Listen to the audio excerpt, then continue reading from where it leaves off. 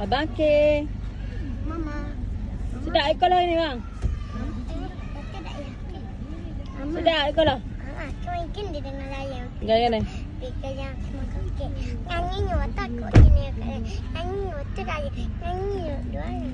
Dah seronok ah.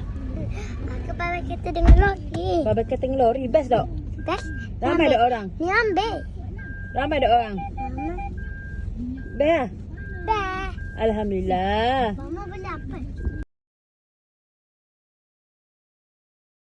Nikah, kita bawakan siapa aja, Eli? Bawakan DSP saudara Tuan Nasir Hakim, mantan pegawai F. Ada ibu abang ke? Ada dah.